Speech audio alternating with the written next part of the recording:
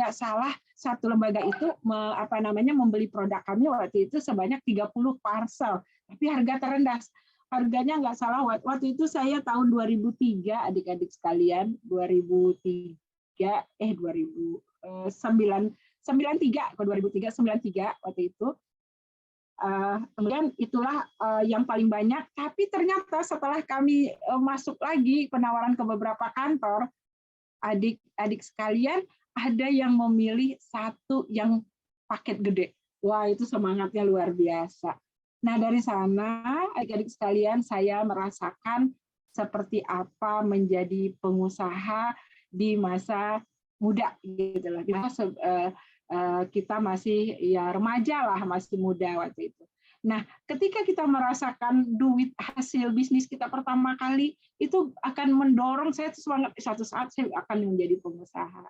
Dan walaupun memang adik-adik sekalian setelah itu saya jadi karyawan memang awalnya, tetapi setelah itu saya mendapat kesempatan untuk mengelola sebuah unit bisnis, membuat lembaganya dan memimpin lembaganya dan mengembangkannya. Jadi adik-adik sekalian, pengalaman-pengalaman ketika kita masih remaja atau muda itu sangat penting nanti manfaatnya kepada kita setelah dewasa. Makanya adik-adik sekalian, ayo ketika kalian ada mulai ide bisnis, lakukan. Walaupun memang banyak hal tantangan yang kalian alami. Oke, saya akan share sedikit apa-apa yang saya siapkan untuk adik-adik. Setelah itu kita sesi tanya jawab ya. Oke.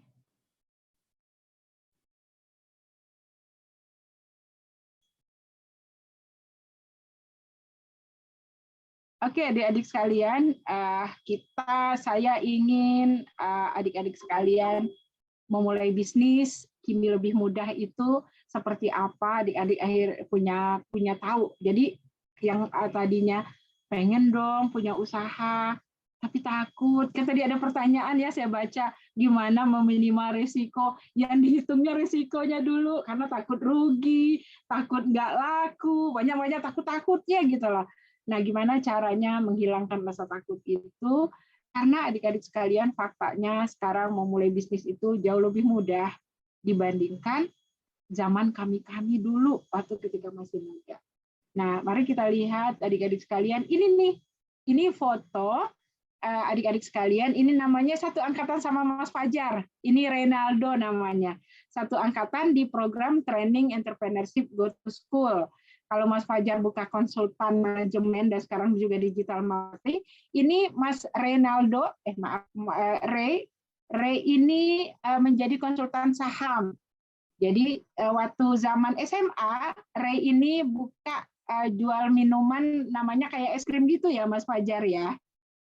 Jadi buka satu tuh outlet di Capri Mall waktu itu. Dan kemudian berhasil waktu itu bangkrut di usia nggak salah katanya 17 tahun dengan menghabiskan uang waktu itu 15 juta nggak salah bangkrutnya gitu lah. Cukup besar untuk usia anak belasan tahun. Tapi itu tidak membuat dia adik-adik sekalian menjadi mundur. Tetap aja menjalankan bisnis kemudian gitu loh. Jadi walaupun bangkrut, kalau mental kita adalah mental seorang entrepreneur, kita nggak akan takut memulai meneruskan bisnis lagi. Dan si Ray ini, walaupun bangkrut, ya udah, saya lanjut lagi. Nah ini dia nih, selain Mas Fajar, nih teman Mas Fajar dulu nih satu angkatan.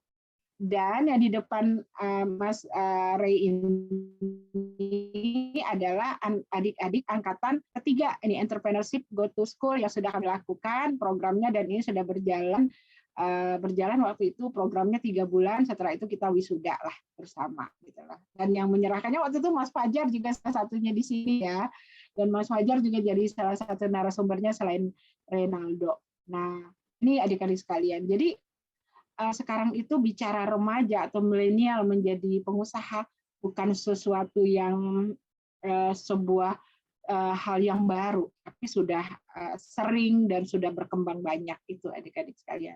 Nah, ini adik-adik sekalian nih, adik-adik kan masih SMA nih, nanti kuliah.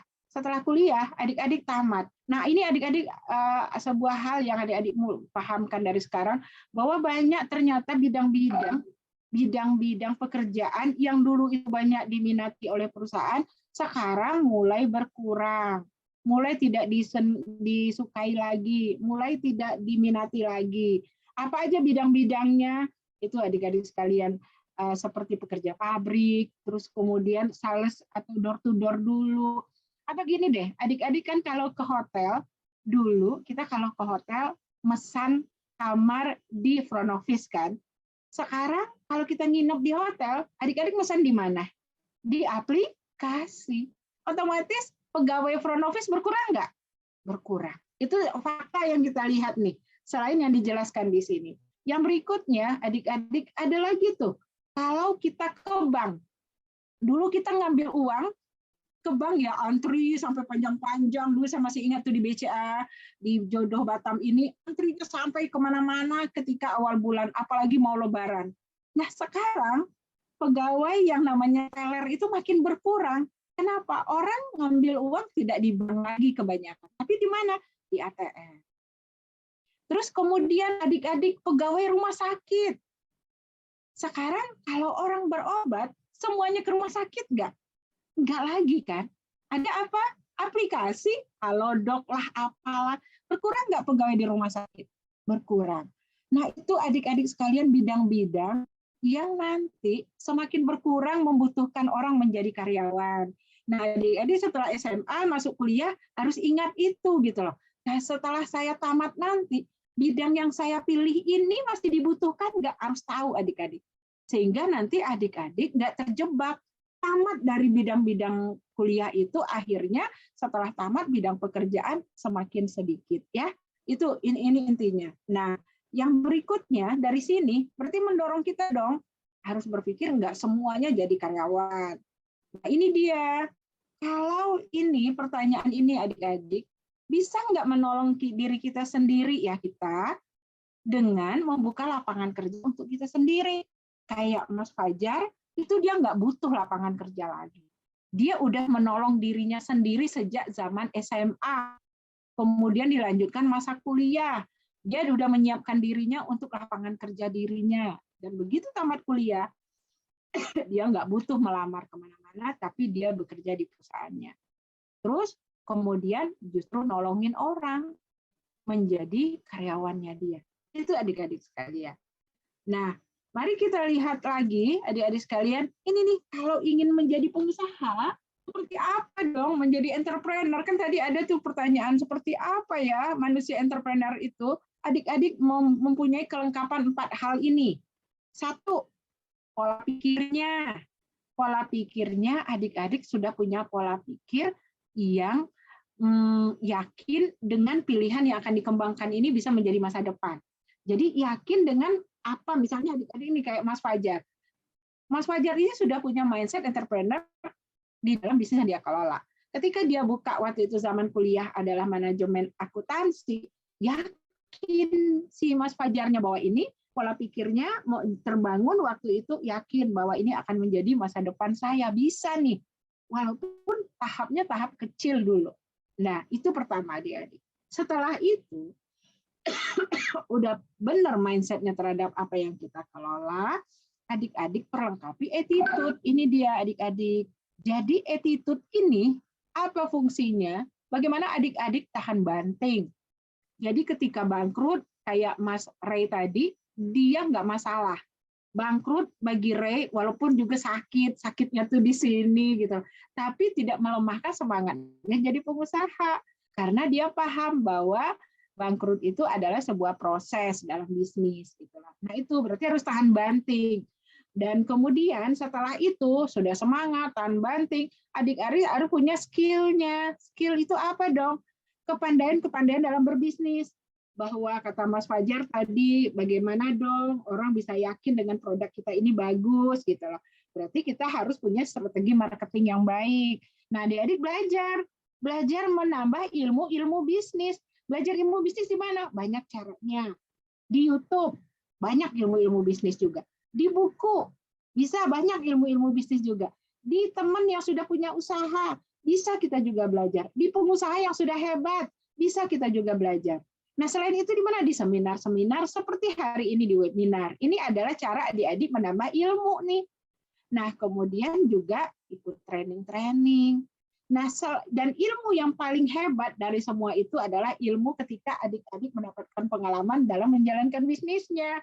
Jadi setelah dapat ilmu-ilmu yang lain, kalau nggak diterapkan, nggak hebat ilmu adik-adik. Tapi ketika adik-adik nerapkan di bisnisnya, ketika itulah bisnis ilmu yang terbaik yang adik-adik punya. Yang terakhir adalah tambah tuh pengetahuan-pengetahuan bisnis ya, supaya adik-adik nanti lengkap gitu loh. Nah, ini nih kalau udah tahu itu adik-adik pahamkan juga ini entrepreneur juga entrepreneurship yang mampu merubah kotoran dan rongsokan jadi emas. Apa maksudnya? Dia mampu mengubah sesuatu yang tadinya orang nggak kepikir itu jadi bisnis, bisa jadi bisnis buat dia dan laku. Nah, gimana cara ininya? Cara berbisnisnya, sama menciptakan peluang, nggak niru, nggak boleh kita niru orang bikin itu kita bikin itu. Bagaimana kita berkreasi, kita mempunyai kekuatan produk sendiri. Yang berikutnya buat inovasi, yang ketiga itu kemungkinan resikonya. Itu adik-adik sekalian hal-hal yang adik-adik perlu pahamkan ketika adik-adik dalam mengembangkan bisnis.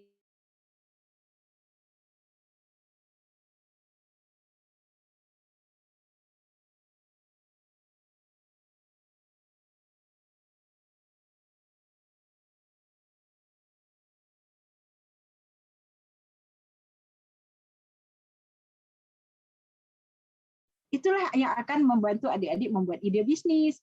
Yang kedua, untuk siapa? Kata Mas Fajar tadi juga gitu, untuk siapa? Siapa pasarnya? Siapa yang mau beli? Itu kita pikirkan kira-kira nih produk kayak gini siapa nih yang mau beli? Nah, kemudian yang ketiga agar tahu. Agar tahu itu apa maksudnya? Kalau adik-adik punya produk, tapi orang nggak tahu gimana orang mau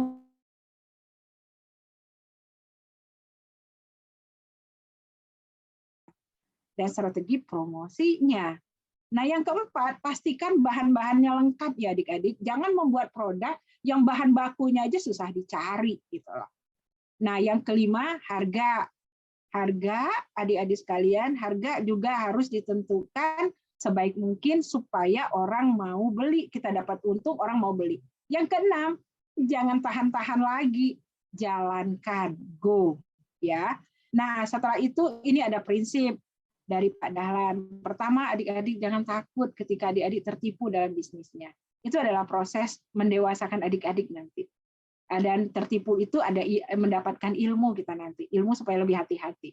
Yang kedua fokus, Ibu Delisbeth juga tadi bilang harus fokus.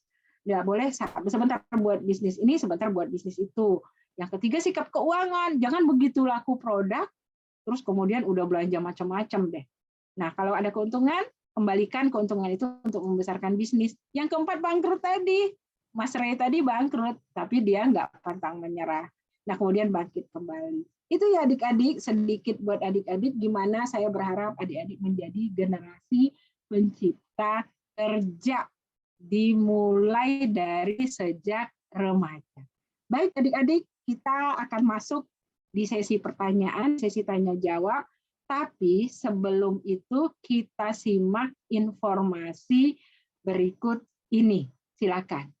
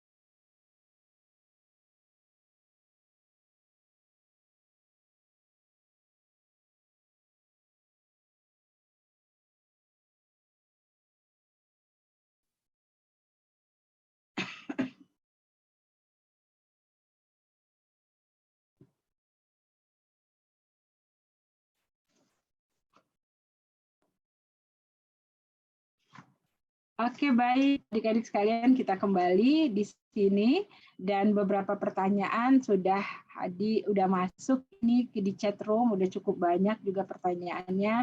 Pertanyaan pertama ini kita tujukan kepada Ibu Delisbeth dulu ya Bu ya. Ada 3 pertanyaan yang kita berikan ke Ibu Delisbeth.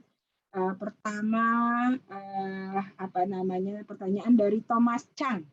Pertanyaan dari Thomas Chang, kelas 10 Akli 2.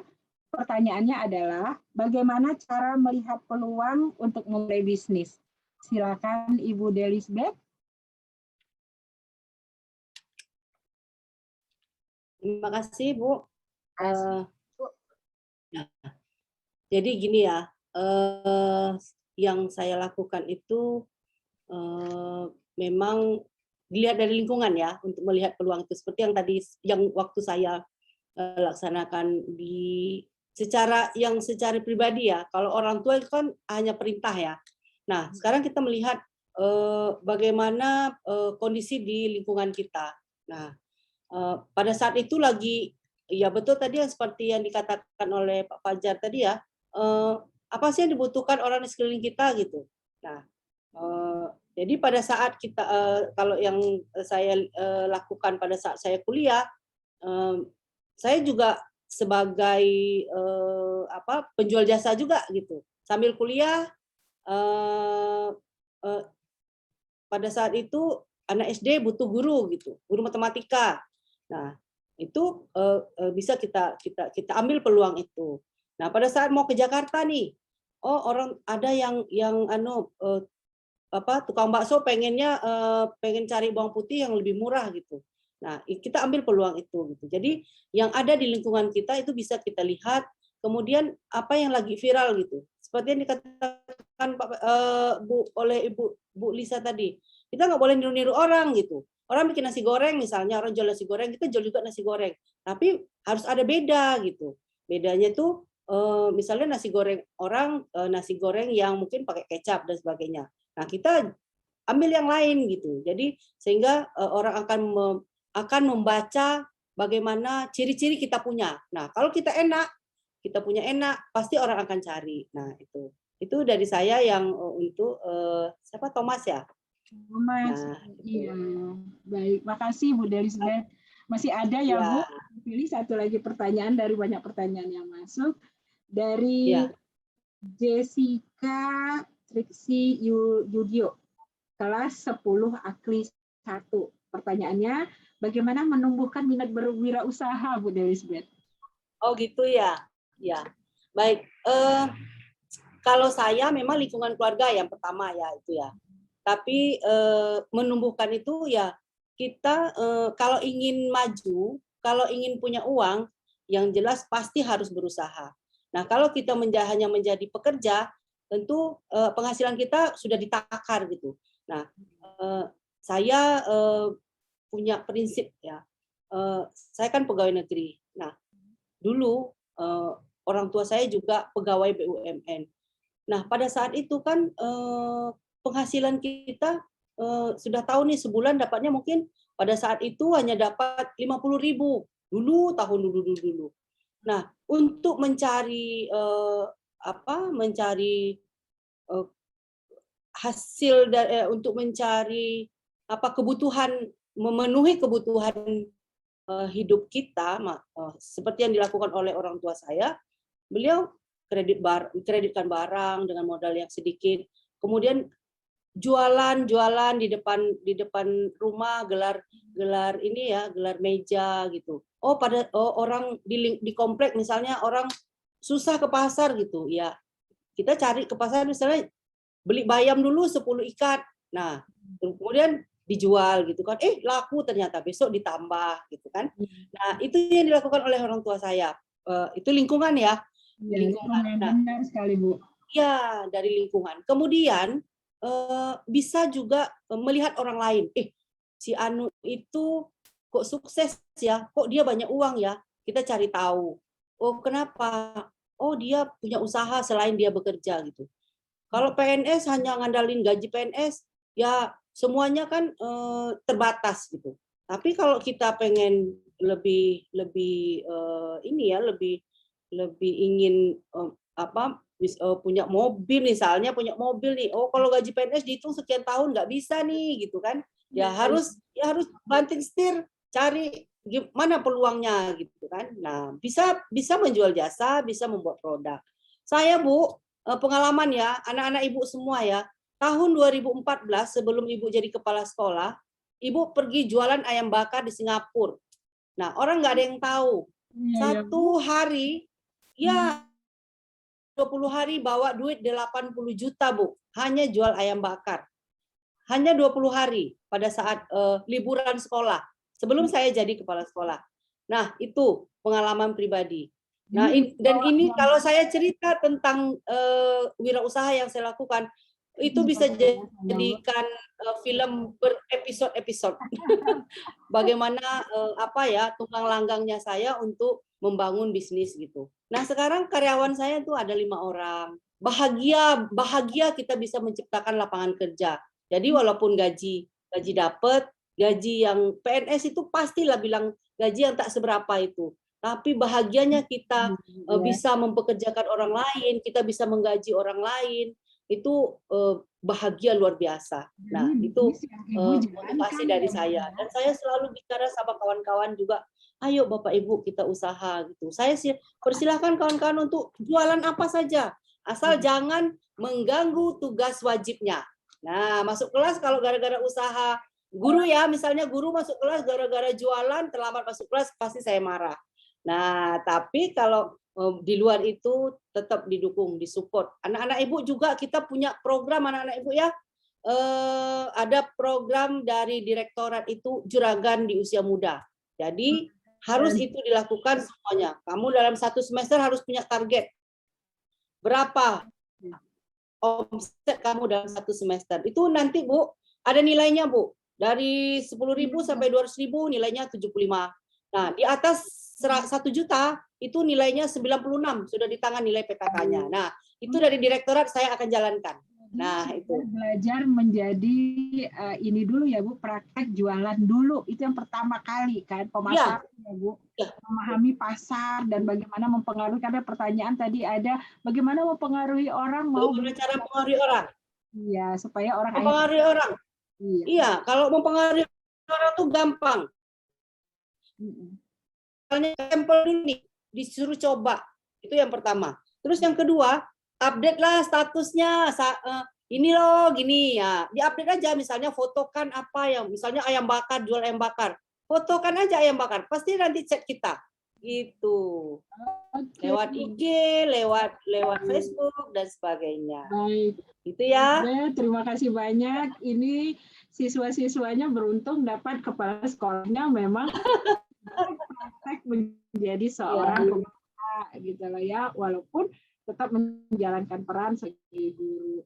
Tinggal nanti tuh usahanya akan lebih hebat lagi ketika Ibu sudah pensiun dan fokus Ibu ke bisnis nanti lebih banyak.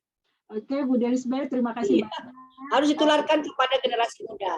Iya, betul Bu, ditularkan kepada generasi muda dan siswa-siswa di SMK 1 ya Bu. Terima kasih banyak Bu Derisbeth. Kita sekarang masuk ke Mas Fajar. Sudah banyak pertanyaan juga, tapi saya pilih juga 2 pertanyaannya yang akan dijawab oleh Mas Fajar. Dan adik-adik sekalian, sebelum kita memberikan pertanyaan kepada Mas Fajar, karena sudah menuju akhir dari program ini, adik-adik mengisi absen yang sudah kita share di chat room. Adik-adik silakan mengisinya, karena bagi siswa yang mengisi absen itulah yang akan mendapatkan e-sertifikat. Nah, ini Mbak Tiwi udah share ulang. Isi ini absennya. Dengan mengisi absen ini akan menjadi bukti adik-adik mendapatkan e-sertifikat. Tapi kalau adik-adik tidak mengisi absennya, akhirnya nanti AEC tidak bisa memberikan e-sertifikat. Karena bukti kehadiran di acara ini dan menyimak juga acara ini yang akan menjadi bukti nanti panitia akan memberikan e-sertifikat. Oke adik-adik, jangan lupa ya, isi absen segera. Dan dari situ nanti panitia akan membuatkan adik-adik sertifikatnya. mengisi absennya bukan di chat room, tapi mengisi absennya dari link yang sudah di-share di chat room, itulah yang adik-adik isi. Ya, ada linknya. Jadi Mbak Tiwi silakan share ulang lagi ininya, linknya, biar adik-adik nanti bisa mengisinya.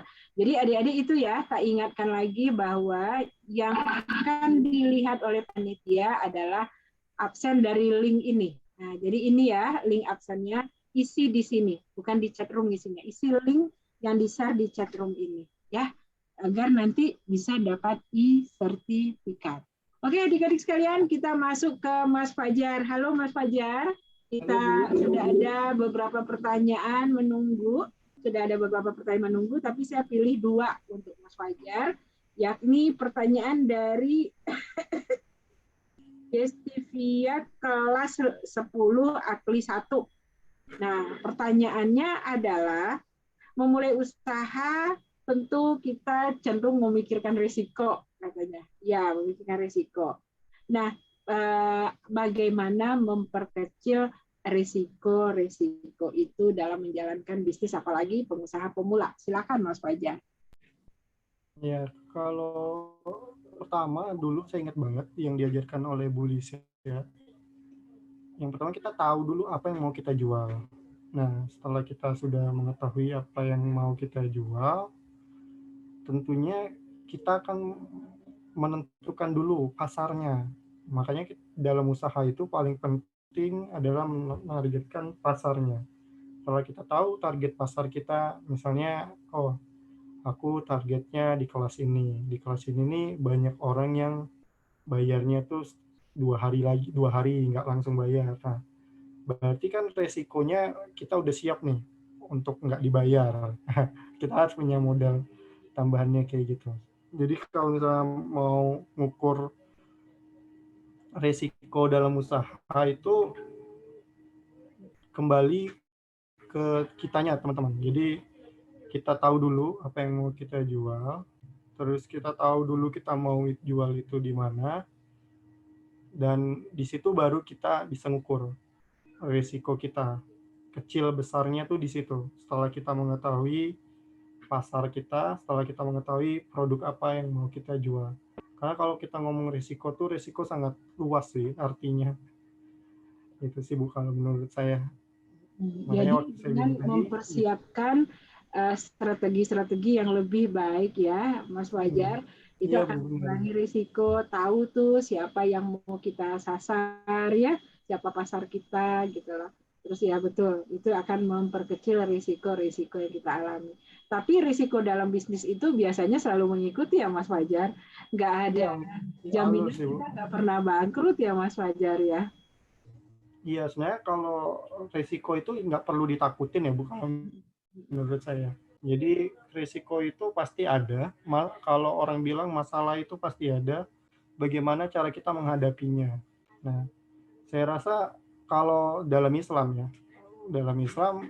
itu ada juga kata-katanya, Allah tidak akan pernah menguji hambanya di batas kemampuannya. Jadi kata-kata itu juga yang buat saya tuh yakin, mau resiko datang atau masalah apapun datang, saya yakin itu bisa kita hadapin gitu. Bagaimana cara mengecilnya tadi, ya tadi kita harus tahu target kita itu siapa, produk yang mau kita jual itu apa. Kalau kita udah tahu apa yang kita jual, udah tahu apa yang mau kita jual, resiko itu bisa kita ukur sih pastinya.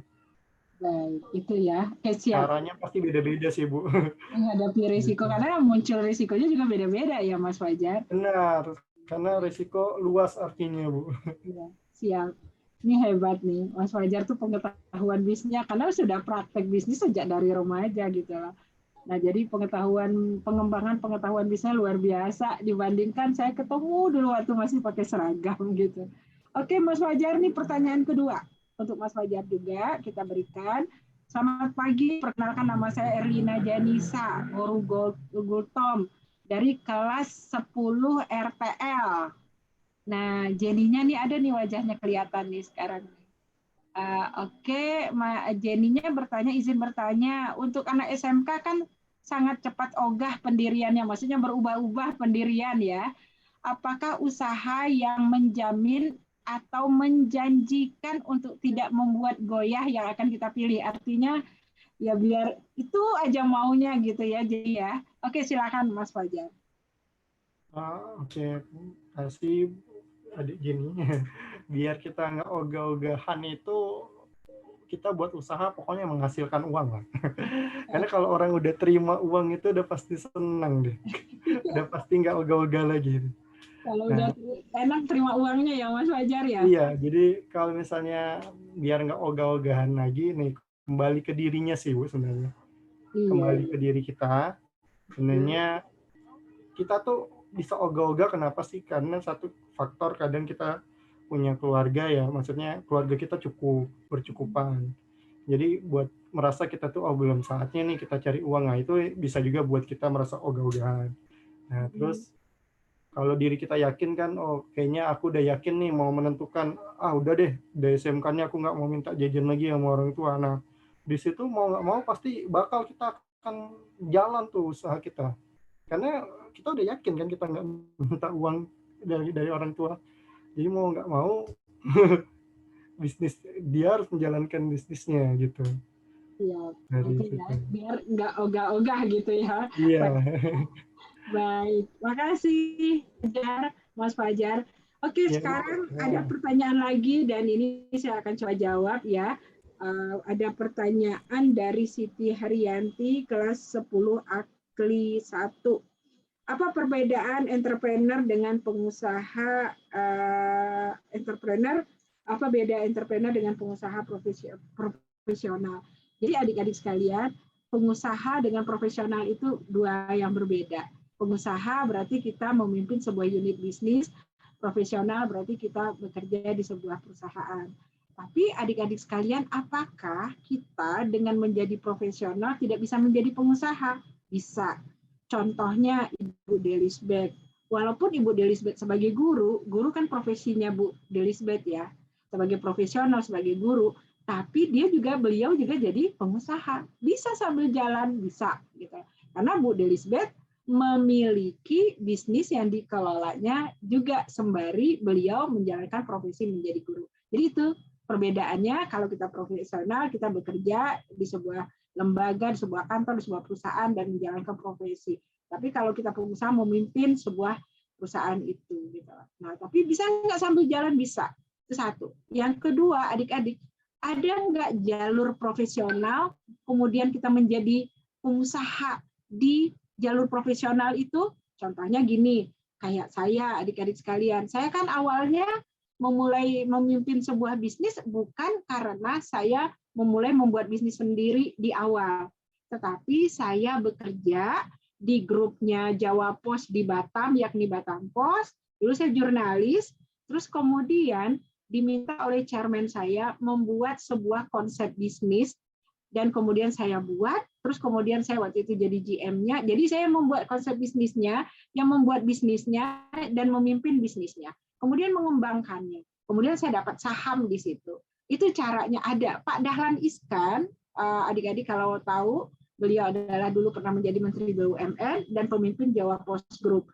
Awalnya Pak Dahlan menjadi pengusaha itu dari profesional dulu. Jadi dia bekerja di sebuah perusahaan, terus perusahaan itu memberi dia kesempatan untuk memimpin sebuah unit bisnis dan mengembangkannya, lalu dikembangkan banyak-banyak lagi, dan dia memimpin unit-unit bisnis itu. Itulah yang membuat dia kemudian dapat saham, jadi perusahaan itu jadi milik dia. Nah itu adik-adik, jadi bisa dari profesional juga gitu loh. Jadi mulai dari bisnis yang kita buat sendiri, bisa juga kita bekerja dulu, setelah itu kita diminta mengambil unit bisnis baru, dan kemudian kita pimpin, dan itu jadi milik kita. Ya, tapi miliknya nggak kita sendiri, sama-sama. Itu ya adik-adik sekalian, jadi boleh gitu lah, seperti itu. Terus yang kedua, apakah seorang entrepreneur orangnya adik-adik. Jadi seorang pengusaha itu disebut entrepreneur. Tapi dia baru bisa disebut entrepreneur kalau dia mampu menciptakan bisnisnya berkembang, terus membuat cabang-cabang bisnisnya. Jadi pengusaha udah besar lah. Dan cara berpikir bisnisnya adalah dengan inovasi. Gitu loh. Kalau adik-adik misalnya gini, jual pasir apakah seorang sesuatu terus kemudian dijual?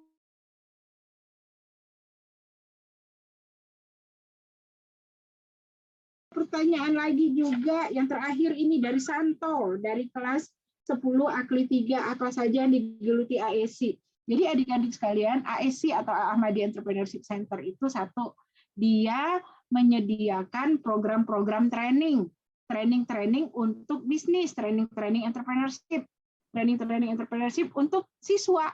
Nah, kayak Mas Fajar itu adalah siswa training entrepreneurship kami.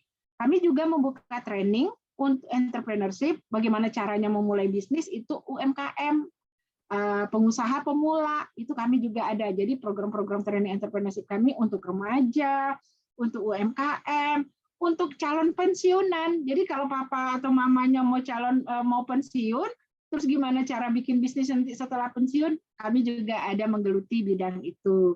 Terus kemudian kami ada program-program adik-adik inkubasi bisnis, dan yang kita lakukan hari ini, kita bikin webinar. Selain itu, adik-adik sekalian, kita juga ada training yang ditujukan untuk profesional. Jadi bagaimana karyawan-karyawan di sebuah perusahaan itu mempunyai strategi yang bagus, cara yang baik untuk mengembangkan bisnis tempat dia bekerja. Kami juga ada training itu, gitu loh. Terus kemudian kita ada event-event, adik-adik sekalian. Kita menyelenggarakan event SMK 2 Bu Delisbat itu dulu pernah menang, muridnya ternyata yang beberapa SMK di Tanjung Pinang gitu loh, pernah juga memenangkan event-event bisnis yang kompetisi bisnis tadi kita buat. Jadi kita ada nanti adik-adik sekalian, ini peluang nih buat adik-adik sekalian, tadi udah ditayangkan oleh tim panitia AEC. Di bulan Maret nanti akan ada puncak acara yang namanya Pekan Produk Kreatif. Tapi mulai hari ini nanti kami akan mengirimkan brosurnya kepada Ibu Delisbeth. Izin Ibu untuk di-share kepada guru-guru. Kami membuka kesempatan untuk adik-adik pelajar mengikuti kompetisi. Ini event bisnis kami. Kompetisi ide bisnis, kompetisi membuat produk inovatif. Ya, nanti mulai pendaftarannya akan dimulai hari Senin ini, nanti kita akan share dan adik-adik boleh ikut di situ. Nah, selain itu kita banyak event-event lain, tapi semuanya orientasi atau fokus kegiatan AEC itu adalah yang terkait dengan bisnis adik-adik. Jadi itu intinya. Apakah training, apakah event, terus kemudian kita juga melakukan lateral thinking, kita belajar ke berbagai pusat-pusat bisnis di beberapa negara tetangga kita. Kita juga mengikuti event-event di luar negeri. Nah, Mas Fajar waktu itu kita pernah bawa ke Thailand ya, Mas Fajar ya, untuk berinteraksi dengan pelaku usaha di Thailand juga. Jadi itu benar. Ya. Oke, adik-adik sekalian, itu dulu hari ini. Alhamdulillah kita sudah dari jam 10 tadi ya, kita sudah bersama dalam sebuah program kerjasama yang kita lakukan bersama SMK Negeri 1 Tanjung Pinang yang sudah kita diskusikan di akhir tahun 2021 dan kita realisasikan hari ini. Kami berterima kasih kepada Ibu Delisbeth karena diberi kesempatan untuk menyentuh dan mendorong anak-anak remaja para milenial di SMK 1 untuk menjadi generasi pencipta. Tentu banyak harapan kami dari apa yang kita lalui bersama pada hari ini akan menggeser pola pikir para milenial yang hadir pada hari ini, tidak lagi hanya menjadi karyawan, tetapi menyiapkan diri menjadi pengusaha sejak dari remaja. Dan nanti dengan begini akan lahir generasi-generasi pencipta kerja, bukan generasi pencari kerja. Dan kemudian dengan adik-adik berhasil menjadi pencipta kerja, adik-adik bisa menolong diri sendiri, menolong orang-orang di sekitar, dan membuka lapangan kerja untuk orang banyak. Dan akan menggali juga potensi-potensi lokal, kan karena tujuan entrepreneur yang pertama itu ekspresi diri, otomatis adik-adik bisa berekspresi membuat apa saja dari potensi lokal yang ada, apa bahan-bahan lokal melimpah menjadi sebuah produk dan bisa dijual menjadi laku. Nah, itu harapan-harapan kita dan tentu akan menolong Indonesia akan membantu peningkatan ekonomi Indonesia dan membantu mengurangi pengangguran. Itu juga adik-adik sekalian yang mendorong ASI ini lahir dan bersama adik-adik sekalian tentunya. Nah, dan kami juga mengucapkan terima kasih banyak kepada Rumah BUMN. Di sini saya tadi melihat terima kasih banyak Pak Ari sudah bergabung dengan kami juga pada hari ini dan juga mensupport kegiatan ini karena ternyata Rumah BUMN programnya juga fokus mendorong milenial menjadi pengusaha juga gitu loh. Artinya kita punya visi yang sama. Insya Allah dukung dan support dari BUMN itu akan menggerakkan program-program ini lebih berkembang lagi. Dan juga terima kasih kepada Radio Hijrah yang juga sudah membantu program ini berjalan dengan baik. Mudah-mudahan akan menjadi amal jariah. Adik-adik sekalian, dengan ini pula kita akan berpisah dan saya ingatkan lagi absennya segera diisi supaya adik-adik mendapatkan e-sertifikatnya sebagai bukti sudah mengikuti webinar Entrepreneurship Go to School 1.0 dengan tema memulai dan tahu bisnis sejak remaja. Kembali lagi saya ucapkan terima kasih dan mohon maaf segala kekurangan. Makasih banyak Ibu Delisbeth. Terus Bu Lisa. Dan inspirasi dari Ibu luar biasa. Gimana caranya seluruh siswa SMK 1 itu tahu gitu loh. Ada mentor yang hadir bersama para milenial di SMK 1 itu dan itu kepala sekolahnya sendiri gitu loh. Terus ya Bu, kembangkan. Mereka terpengaruh ya dengan apa yang kita sampaikan. Benar Bu, betul sekali. Itu inspirasi yang luar biasa. Dan juga Fajar, terima kasih banyak. Terus berkembang UBI-nya, terus berkembang juga inovasi-inovasi layanan atau jasa yang karena kebutuhan pasar itu terus berkembang ya. Pasar Fajar pasti tahu pasar itu kebutuhannya terus berkembang dan terus juga berubah. Ayo selalu melakukan adaptasi terhadap kebutuhan pasar. Dan ini saya senang banget, artinya dulu suara saya ketika di kelas berarti hasilnya ada. Ini dia EGTS angkatan awal kita, Mas Fajar dulu benar-benar kemudian menjadi pengusaha real gitu ya. Terus Fajar kembangkan. Dan terima kasih juga untuk adik-adik yang sudah hadir bersama kita pada siang hari ini. Terima kasih juga kepada seluruh tim ASI, ada tim support kita hari ini hadir, ada Mbak Tiwi dan Mbak Desi. Terima kasih banyak, semoga apa yang kita lakukan ini menjadi amal ibadah dan bermanfaat bagi semua. Assalamualaikum warahmatullahi wabarakatuh, salam entrepreneur. Terima kasih, silakan informasinya. Assalamualaikum warahmatullahi wabarakatuh. Saya Herman Kartasaya, Chairman and Founder Mak+ Inc. yang sudah berdiri sejak 30 tahun yang lalu, 1990. Sekarang 200 orang, researcher, analis, konsultan, pengajar, dan juga reporter majalah Marketeers. Kita memang konsentrasi di marketing. Dan kita bangga mempunyai license partner yang hebat, yang dipimpin oleh Ibu Lisya Anggreni, Al-Amadi Entrepreneurship Center di Batam sebagai license partner yang terkemuka dari Mak+ Institute. Apapun yang Anda perlukan dari kita bisa melalui Ibu Lisya Anggreni di Al-Amadi Entrepreneurship Center.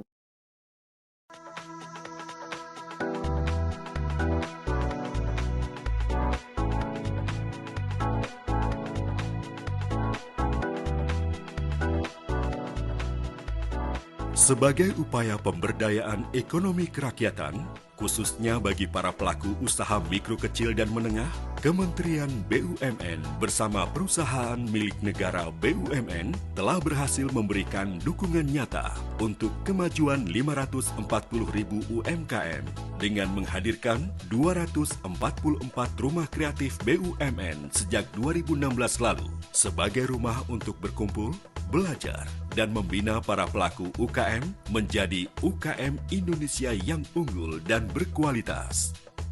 Seiring dengan tekad Kementerian BUMN untuk lebih memperkaya perannya di seluruh Indonesia melalui Rumah BUMN yang merupakan kolaborasi antar BUMN sebagai wujud nyata eksistensi BUMN untuk Indonesia maju bagi UMKM serta talenta milenial unggul. kini telah hadir dengan kolaborasi antar BUMN yang bersinergi lebih erat, terpadu, dan tiada henti untuk kemajuan negeri. Selain pengembangan UMKM menuju Go Global, serta penyediaan akses pasar digital UMKM yang lebih luas dan lebih pasti, adanya sinergitas BUMN dalam mengelola dan menciptakan kemandirian rumah BUMN. 1. Pengembangan UMKM. 2. Rumah BUMN juga berperan mengajak dan membina milenial untuk menjadi entrepreneur unggul. 3. Co-working space. 4. Informasi tanggap bencana. 5. Program kemitraan dan KUR. Rumah BUMN juga mendukung berbagai program pemerintah dalam hal mengurangi digital divide bagi pelaku UMKM dalam wujud digitalisasi bisnis UMKM serta dukungan penuh program Bangga Buatan Indonesia.